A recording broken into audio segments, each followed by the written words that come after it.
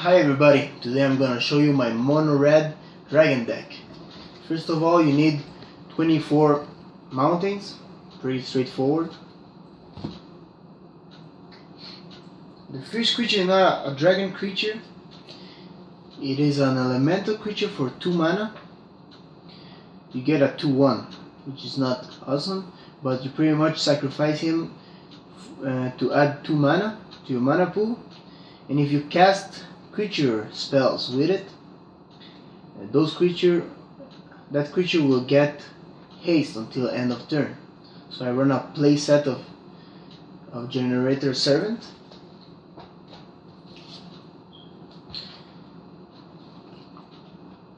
Lightning Greaves is the only artifact in this deck. For 2 mana, you can equip a creature and give that creature haste and shroud, and it is the only card that can protect your creatures.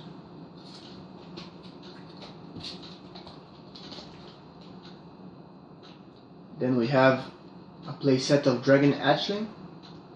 For 2 mana, you get a 0/1, which is really weak dragon, but it has flying and a huge potential of increasing his attack. Then you have your removal spell, Anger of the Gods. Anger of the Gods costs 3 and is a sorcery, so you have to be careful how you use it. Anger of the God deals 3 damage to each creature. If a creature dealt damage this turn will die, you exile it instead.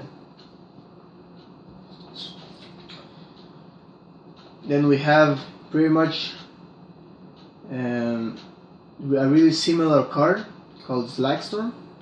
For 3 mana, you have 2 options: to deal 3 damage to each creature or deal 2 damage to each player. Compared to Anger of the Gods, Slagstorm is really useful by the end of the turn. At late game advantage to terminate your opponent, dealing him those 3 less damage.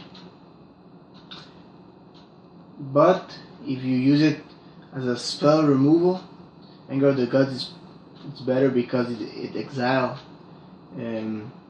those creatures.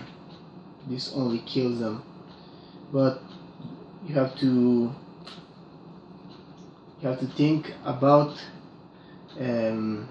if this suits you better against the opponent you are facing.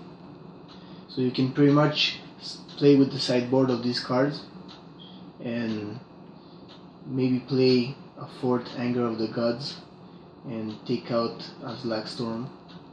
Would be the most common sweep you can make. Then you have Dragon Speaker Shaman. For 3 mana you get a 2/2, and he pretty much reduces the cost of all your expensive dragon by 2. Really useful. Then you have the only Planeswalker of the deck, which is Cut of the Hammer. Cut of the Hammer comes in the 4th turn with 3 loyalty counters, but you add the first one, which is on tap target mounting. It becomes a 4/4 red elemental creature until end of turn, and it's still a land. And the second ability is the most important for this deck, because you can double your mana and play expensive dragons, or you can pretty much pump him every turn until you get to 5 in the 6th turn and redraw the 5 and kill him, and you get an emblem. The emblem is a really nice one because it gives your mounting a volcano type ability. You tap a mounting and you deal 1 damage to target creature or player. which can be really good to control the board or even to finish your opponent. So 2 cut. Then we have Archwind Dragon.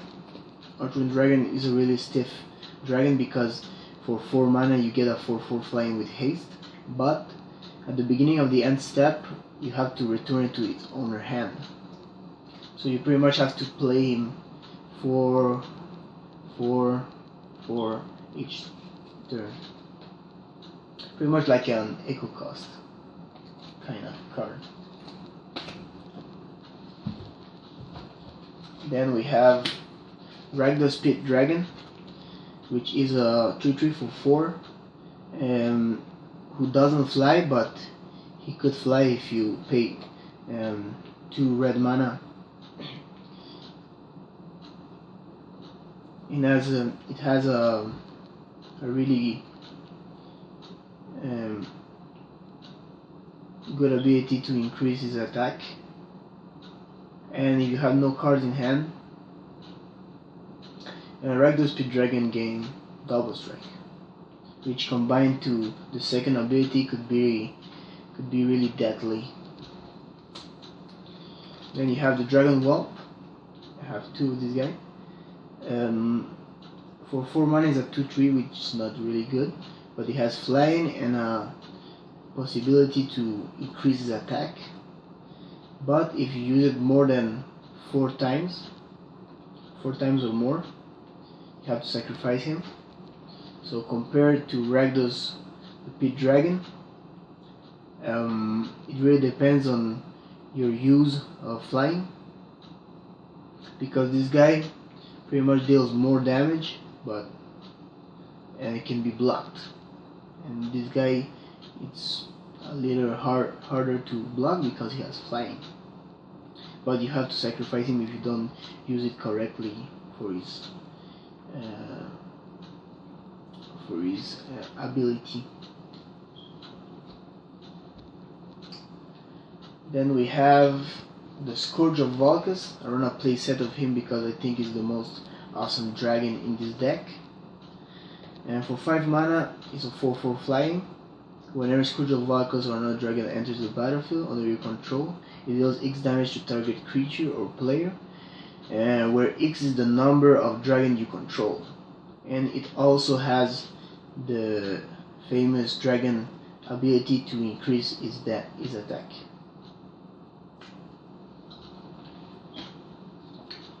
Then we have the Hunted Dragon. The Hunted Dragon, I only run 3 of him. And for 5 mana, he's a 6/6 flying with haste, which is really good. But he's hunted, so he comes with 3 White Knights with First Strike that you have to give to your opponent for free. But those knights will never catch him because they don't have flying. So you have to be careful with those two because your opponent can pump them and pretty much win the game with them. So you have to have your removal spells at hand. Anger of the Gods or Slackstorm will do the job. Then we have the Predator Dragon. Predator Dragon for 6 is a 4/4 flying with haste, but he has haste, so he can devour. So he has devour, so he can pump himself by making you sacrifice the other creature that you control.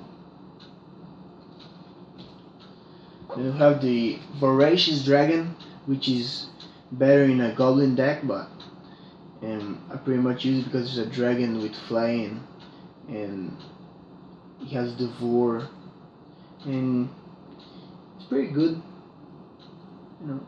pretty stiff dragon.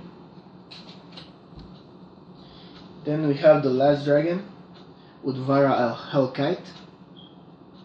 For 8, he is the most expensive dragon in this deck, but if you manage to play him before the 8th turn, let's say in the 6th turn, In the 6th turn, all the dragons you have by then that will attack in the next combat phase will give you a 6/6 token. So if you have 2 or 3 dragons that are attacking when after this bad boy enters the battlefield, you gain a 6/6 dragon for all those dragons that are attacking.